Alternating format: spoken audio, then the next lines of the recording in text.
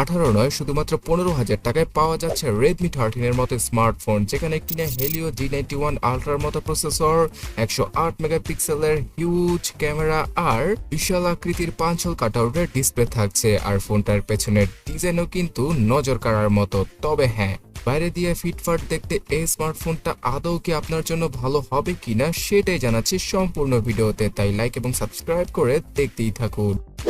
Guys, first of all ফোনটার পেছনের design যে কেউ পছন্দ করবে প্রথম দেখায়। পেছনে ইউজ করা হয়েছে গ্লাস ব্যাক আর ফ্রন্টে পাওয়া যাবে কর্নিং গরিলা গ্লাস 3 প্রোটেকশন। এই স্মার্টফোনটাতে রয়েছে 108 মেগাপিক্সেলের ক্যামেরা সেন্সর, যার জন্যই কিনা অনেকেই এই স্মার্টফোনটা কেনার জন্য পাগল হয়ে যাবেন, বিকজ এই সেন্সরটা এতটাই হিউজ যে বাজেট ক্যাটাগরিতে সবচেয়ে ভালো পিকচার কোয়ালিটি পাওয়া যাবে Redmi 13 থেকে। যদিও কিনা মিডিয়াটেক Helio G91 Ultra চিপসেটটার আইএসপি অতটাও ভালো নয় এই 108 মেগাপিক্সেলের সেন্সরকে খুব ভালোভাবে ইউজ করার জন্য, তারপরও বাজেটে অন্য 10টা স্মার্টফোন থেকে এই ফোনটা দ্বারা তোলা ছবিগুলো ভালোই লাগছিল। বিশেষ করে লো লাইটেও কম আলোতে এই 108 মেগাপিক্সেলের ক্যামেরা সেন্সরের জন্য ভালো ভালো ছবিগুলো তুলতে পারা পসিবল হবে। তার সাথে নাইট মোডকে যদি যোগ করে দেওয়া হয় তাহলে তার কথাই নেই। তবে হ্যাঁ, আলট্রাওয়াইড ক্যামেরাকে এবার কুরবানি দিয়েছে রেডমি। এখানে পাওয়া যাবে শুধুমাত্র 2 মেগাপিক্সেলের ম্যাক্রো ক্যামেরা সেন্সর দ্বিতীয় ক্যামেরা হিসেবে। ফ্রন্টে থাকছে 13 মেগাপিক্সেলের সেলফি, যার কোয়ালিটিও বাজেটের মধ্যে ঠিকঠাকই ছিল। ফুল এইচডি রেজলিউশনে ভিডিও করা পসিবল ফ্রন্ট এবং ব্যাক ক্যামেরা দ্বারা, তবে এখানে সর্বোচ্চ 2K রেজলিউশনে পেছনের ক্যামেরা দ্বারাও ভিডিও রেকর্ড করা পসিবল, যেহেতু এই ডিভাইসটার চিপসেটটা সেটাকে সাপোর্ট করে। তবে রেডমি সেটাকে লক করে রেখেছে। আর বক্স কন্টেন্ট হিসেবে এবার Redmi 13 এর সাথে পাওয়া যাবে 33 ওয়াটের charging adapter, USB type C data cable, SIM ejector tool সহ বেশ কিছু কাগজপত্র আর একটা টিপু কেসকে ফ্রিতে দিয়েছে Xiaomi। চার্জিং এর কথা যেহেতু বলছি, 5000 নয়, কিছুটা বেশি, মানে 5030 mAh এর ব্যাটারিকে ইউজ করেছে Redmi তাদের 13 স্মার্টফোনটিতে, যার মাধ্যমে কিনা একদিনের মতো ব্যাটারি ব্যাকআপ ইজিলি পাওয়া পসিবল। আর হ্যাঁ, 1 ঘন্টা 10 মিনিটের মতো সময় লাগবে ফোনটাকে ফুললি চার্জ করতে, যেটা কিনা অনেকেরই কাজে আসবে। Redmi 13 স্মার্টফোনটার অন্যতম ভালো দিক হচ্ছে গিয়ে এর পাঁচল কাটআউটের ডিসপ্লে।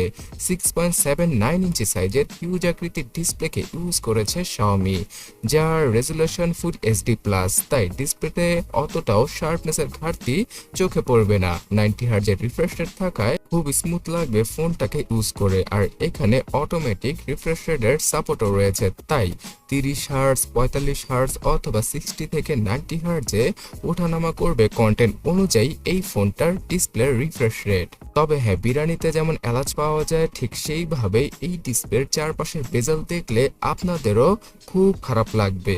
যদি আর কিছুটা ন্যারো বেজেলের সাথে আসতো এই ফোনটা তাহলে আরো কিছুটা চমৎকার হতো।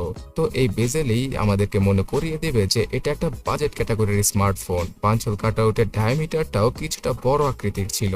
সো স্যামসাংকে অনুসরণ করে মোটা বেজেলের সাথে এবার ফোন লঞ্চ করেছে রেডমি, যেটা কিনা এই ফোনের সৌন্দর্যটাকে নষ্ট করে দিয়েছে। ঠিক বলেছো।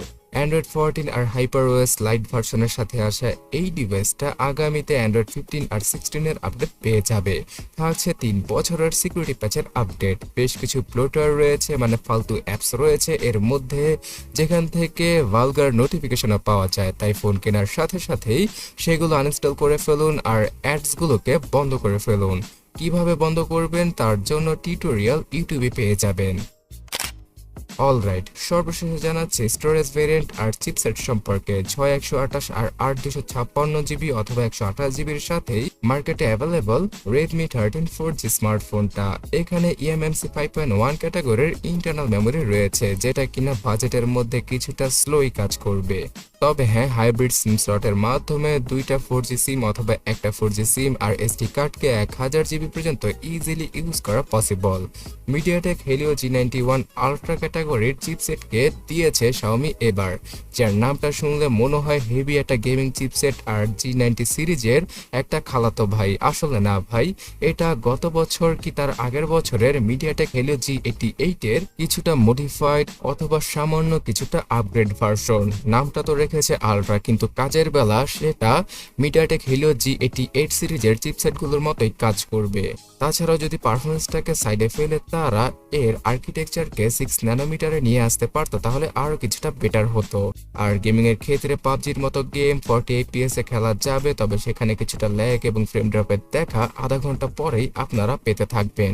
ফ্রি ফায়ারের মতো গেম ইজিলি খেলা পসিবল রেডমি 13 স্মার্টফোনটি দ্বারা। সো গাইস, বর্তমানে অফিসিয়াল ভাবে 17,999 টাকায় এর 628 জিবির ভেরিয়েন্টটা পাওয়া গেল, আনঅফিসিয়াল ভাবে 15,000 টাকাতেই রেডমি 13 কে আপনারা পেয়ে যাবেন। আর এই ফোনটা অবিকল রেডমি 12 এর মতো। তো যারা কিনা রেডমি 12 কেনার প্ল্যান করছিলেন তারা রেডমি 13 কে দেখতে পারেন। আদারওয়াইজ এই বাজেটে আরো মারাত্মক লেভেলের ফোন পাওয়া যায়। সেগুলো সম্পর্কে জানতে ডান পাশের ভিডিওটাতে ক্লিক করুন অথবা কমেন্ট সেকশনটা চেক করুন, ভিডিও লিংক পেয়ে যাবেন।